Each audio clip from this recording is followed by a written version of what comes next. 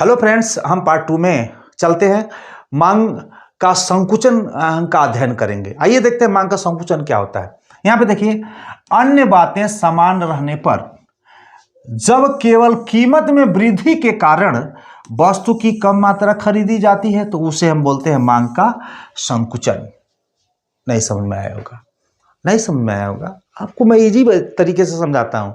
चूंकि मैंने लिख दिया कि अगर आपको लिखने का भी मन करे तो मैं बोलता हूं तो पता नहीं आप लिख पाएंगे कि नहीं, टाइम है कि नहीं। स्क्रीनशॉट ले लेंगे, आप लिख लेंगे इस तरह से। इसलिए मैंने यहां पे लिख देता हूं कि इजी वे में कम समय में ज्यादा आपको समझ में आ जाए। यहां पे देखिए, मांग का संकुचन आज हम पढ़ेंगे। इसमें मांग का संकुचन क्या होता है। इसमें एक कीमत है और मांग की इकाई है।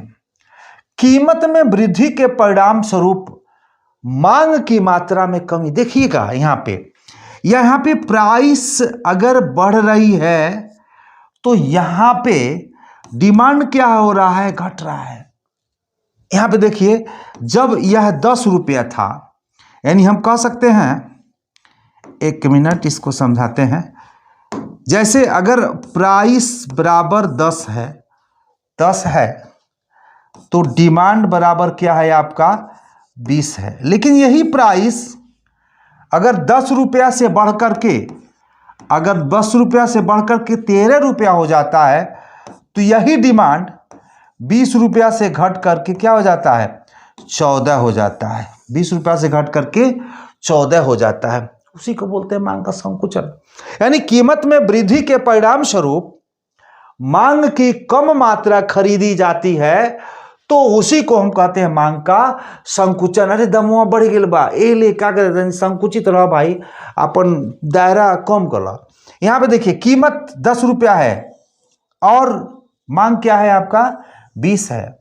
जैसे ही 10 रुपया से बढ़कर के कीमत यह 13 रुपया होता है तो मांग घट करके 20 से क्या हो जाता है, 14 हो जाता है। इसी को कहते हैं हम क्या कहते हैं, हम मांग का संकुचन कहते हैं। इसका हम देखते हैं सादा दिए हैं कि नहीं। हाँ, डायग्राम यहां पे समझाएंगे, डायग्राम तो ज्यादा समझ में आएगा हमें लग रहा है। यहां पे हम आपको डायग्राम समझाते हैं बड़े ही सरलता से। इसे हम इरेज करते हैं, तब आपको यहीं पे डायग्राम बताएंगे तो ज्यादा समझ में आएगा। यहां पे देखिए, यहां पे हमने वही चीजें, ये आपका हो गया प्राइस, ये हो गया प्राइस, ये हो गया आपका डिमांड, ये हो गया आपका डिमांड, ये हो गया एक्स, ये हो गया वाई ओ, और ये हो गया आपका वाई, ये हो गया आपका वाई। समझ में आ गया होगा। 10 यानी हम कह सकते हैं कि स्टार्टिंग 10 है, 10 रुपया है तो मांग क्या है आपका 20। हम पी लिख देते हैं और ब्रैकेट्स में 10 लिख देते हैं ताकि दोनों चीज आपको समझ में आए। यहां पे लिख देते हैं एम और ब्रैकेट्स में लिख देते हैं 20। अब देखिए, अब 10 रुपया से बढ़कर के कीमत क्या हो जाता है आपका 13, यानी P1 हो गया और ये हो गया आपका 13 और ये हो गया आपका M1 हो गया और ब्रैकेट्स में हो गया आपका 14। यानी यहाँ पे बढ़ रहा है और यहाँ पे यह घट रहा है और इससे मिलती हुई एक जब हम कर्व खींच देते हैं, इसे हम बोलते हैं DD। इसे हम बोलते हैं DD। इसी को हम कहते हैं, इसी को हम बोलते हैं मांग का संकुचन। इसी को हम बोलते हैं मांग का संकुचन। समझ में आ गया होगा। यहां देख सकते हैं, कीमत में वृद्धि के परिणाम स्वरूप मांग मात्रा में क्या होती है, कमी होती है। इसको डायग्राम भी ऐसे आप बनाएंगे तब आपको अच्छा लगेगा। अगर इसका डिटेल भी करना हो तो भी आप चाहें तो कर सकते हैं। डिटेल करना चाहते हैं एग्जाम्पल के दृष्टिकोण से तो यहाँ पे लिखेंगे कि समीकरण डाल देंगे तो सबसे अच्छा होगा। यानी जब कीमत ओपी है तो सॉरी यहाँ पे लिखे कि कीमत यानी प्राइस है ओपी और मांग आपका क्या है, मांग है आपका ओएम, समीकरण 2। अब हम देखते हैं कि कीमत ओपी से बढ़कर के OP1 हो जाता है तो आपका मांग क्या होता है, OM से घट कर OM2 हो जाता है, या 1 है तो 1 कर लीजिए, OM1 हो जाता है। आइए कैसे देखते हैं, समझते हैं। यहाँ पे देखिए, कीमत 10 से 13 और मांग 20 से 14। वही मैंने बताया कि यहाँ पे कीमत OP मान लीजिए 10 कर देते हैं। मांग क्या है आपका, मांग क्या है आपका, आपका 20 है। ये कीमत क्या हुआ, यहाँ पे बढ़ दे 10 से बढ़ करके क्या हो गया, 13 हो गया। और मांग क्या हो गया आपका, यह 20 से घट करके क्या हो गया, 14 हो गया। समीकरण इस तरह से भी हम चाहें तो सॉल्व कर सकते हैं। और प्रारंभिक कीमत OP है और प्रारंभिक मांग क्या है, OM है। ये है आपका ये वाला, ये देखिए ये है आपका। और बाद की जो कीमत है ये है आपका, और बाद की मांग क्या है आपका, ये है आपका। तो इस तरह से हमने आपको बड़ी ही सहजता और सरलता से इसे हम समझाने का प्रयास किए हैं। आइए हम नेक्स्ट और चलते हैं। एक टॉपिक और है कि मांग में कमी क्या होता है। मांग में कमी किसको कहते हैं, जब कीमत के अतिरिक्त किन्हीं अन्य कारणों से, जब कीमत के अतिरिक्त किन्हीं अन्य कारणों से कीमत पर वस्तु की कम मात्रा, यानी उसी कीमत पे वस्तु की कम मात्रा अथवा नीची कीमत पर वस्तु की उतनी ही मात्रा खरीदी जाती है तो बोलते हैं मांग में कमी। लिखने के लिए स्क्रीनशॉट ले लीजिए, बोलते हैं मांग में कमी। आइए हम आपको ऐसे समझाते हैं। मांग में कमी, ये कीमत है और क्या है, मांग इकाइयों में। यहां पे देखिएगा, मैंने बताया उसी कीमत पे वस्तु, ये देखिए उसी कीमत पे, कीमत 10 रुपया है, मांग क्या है 20। कीमत में कोई कमी और वृद्धि नहीं होती है, लेकिन यहां पे कमी हो गई, यहां पे कमी हो गई। ये वही कीमत है लेकिन मांग क्या है, कम हो गई। उसी कीमत पे कम मांग और कम कीमत पे, एक मिनट,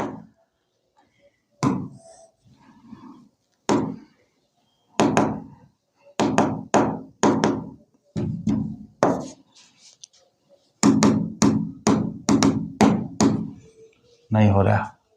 यानी हम कह सकते हैं कि कम कीमत पे उतनी ही मांग, कम कीमत पे उतनी ही मांग को हम क्या कहते हैं, अब समझ में आएगा, थोड़ा सा मिटा देते हैं। अब यहां देखते हैं कि कम कीमत पे देखिए 10 रुपया था और ये क्या हो गया, 7 रुपया हो गया, लेकिन मांग में कोई परिवर्तन नहीं हुआ।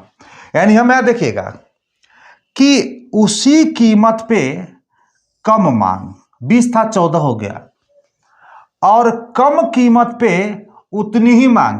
देखिए यहां ये नहीं परिवर्तित हो रही है, यहां ए परिवर्तित हो रहा है, और यहां ए परिवर्तित हो रहा है, इसमें परिवर्तन नहीं हो रहा है। बड़ी क्लियर है यहां पे देखिए, उसी कीमत पे कम मांग और कम कीमत पे उतनी ही मांग, यानी कीमत कम होने पर मांग की मात्रा में वृद्धि होना चाहिए, लेकिन नहीं हो रहा, इसीलिए उसको कम बोलते हैं। आपको लग रहा है कि अरे इससे ही है, कैसे है, कीमत कम होने के बावजूद भी मांग की मात्रा में वृद्धि नहीं हो रही है, इसलिए मांग की कमी कहा जाएगा उसका। यहां पे क्या है, कीमत वही होने पे मांग में कमी हो जा रही, तो दोनों बात क्या है, ये कही है, ये दोनों बात क्या है, ये कही है कि कीमत वही होने पे मांग कम हो गई और कीमत घट जाने पे मांग वही है, इसलिए बात दोनों एक ही है, इसलिए इसको बोलते हैं मांग में कमी, इससे बोलते हैं मांग में कमी। आइए हम इसको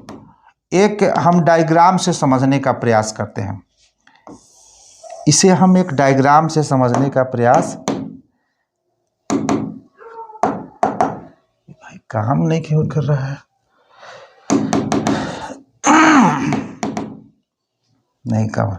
अब देखिए यहाँ पे हम लिखते हैं प्राइस और यहाँ पे हम लिख देते हैं डिमांड, ये लिख देते हैं OYX।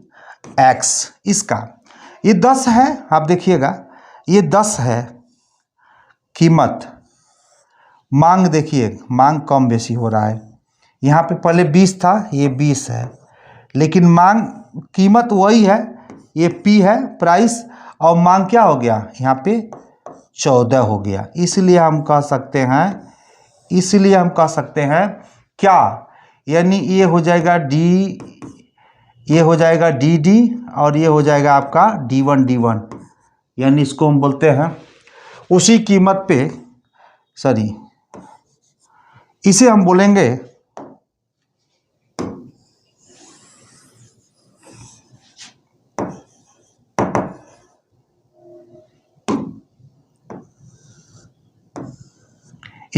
हम कि उसी कीमत पर कम मांग, उसी कीमत पे कम मांग। यहाँ पे कट रहा है यस और टी हो गया। बात समझ देखिए, ये यहाँ पे लिख सकते हैं 10, यानी ओपी आपका 10 है और मांग आपका क्या है 20 था, लेकिन यहाँ पे देख सकते हैं कि कोई परिवर्तन नहीं हो रहा है, लेकिन मांग क्या हो रहा है, कम हो जा रहा है। कीमत वही है लेकिन मांग क्या हो जा रहा है, कम हो जा रहा है। तो उसी कीमत पर कम मांग, उसी कीमत पर कम मांग, उसी कीमत पे कम मांग। यहाँ पे आइए इसको समझते हैं। ये आपका है, यहाँ पे देखिएगा कीमत कम हो रहा है, यहाँ पे दो चीजें हो रही है, इस तरह का हो रहा है। यहाँ पे देखिए पहला कीमत क्या था, यहाँ पे 10 था जिसको हम P कह सकते हैं, 10 था जिसको हम P कह सकते हैं, और ये कीमत हो गया आपका 7 जिसको हम P1 कह सकते हैं, और मांग में कोई परिवर्तन नहीं हो रहा है। सॉरी डायग्राम थोड़ा सा मिस हुआ है, 1 मिनट।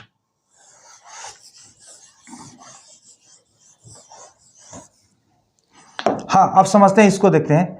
ये है वही है, ये यहाँ पे हम दिखाएंगे क्या, प्राइस को दिखाएंगे, यहाँ पे दिखाएंगे आपको डिमांड को। ये एक्स हो जाएगा, ये वो हो जाएगा, ये हो जाएगा आपका वाई हो जाएगा। इसमें क्या है, इसमें प्राइस तो घट रही है लेकिन मांग में कोई परिवर्तन नहीं हो रहा है। यहाँ पे एक ऐसे सीधे लिख दिए और यहाँ पे ये हो जाएगा और ये, यानी पहला प्राइस क्या था 10 था जिसको हम P कह सकते हैं, और दूसरा प्राइस आपका 7 है जिसको हम P1 कह सकते हैं, और ये आपका मांग है, ये आपका मांग है आपका, यहाँ पे देख सकते D और ये आपका D1, यानी देखिए ये 10 रुपया है, ये 10 रुपया है तो मांग क्या है आप 20 है, यहाँ पे मांग क्या है 20 है, M1 है 20 है, ये है 20 है, इसलिए मांग है यह। और ये कीमत क्या हो गया 10 रुपया से घटकर क्या हो गया, ये 7 हो गया, लेकिन मांग में कोई, देखिए मांग इतना ही है, मांग में कोई परिवर्तन नहीं हो रहा है।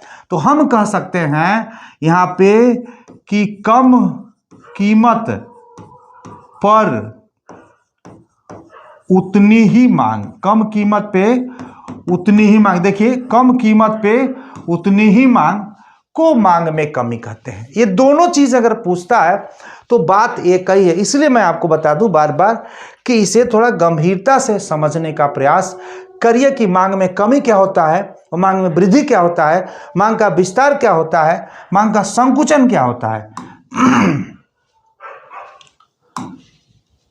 यहां पे देखिए कि प्रारंभिक कीमत ओपी और प्रारंभिक मांग ओएम, बाद की कीमत OP1 और बाद की मांग क्या है OM1। दूसरे पार्ट में हम चलते हैं कि प्रारंभिक कीमत OP और प्रारंभिक मांग OM और बाद की कीमत OP और बाद की मांग OM। देखिए यहाँ OM में कोई परिवर्तन नहीं हो रहा, देखिए यहाँ पे दोनों OM क्या है बराबर है, यहाँ पे लेकिन परिवर्तन हो रहा है। यहाँ पे देखिएगा ये कीमत में भी परिवर्तन हो रहा है और मांग में भी परिवर्तन हो रहा है, यहाँ पे देख सकते हैं, यानी यहाँ पे कीमत और यहाँ पे मांग। तो इस तरह से हम आपको समझाए और इसमें एक ऑब्जेक्टिव बनाया है, जब केवल कीमत में वृद्धि के कारण वस्तु की कम मात्रा खरीदी जाती है तो उसे कहते हैं मांग का संकुचन। कीमत में वृद्धि के कारण वस्तु की कम मात्रा खरीदी जाती है, उसे हम बोलते हैं मांग का संकुचन। तो आज के लिए इतना ही, धन्यवाद। ये सभी दृष्टिकोण से काफ़ी महत्वपूर्ण चैप्टर रहा है। आज के लिए इतना ही, धन्यवाद।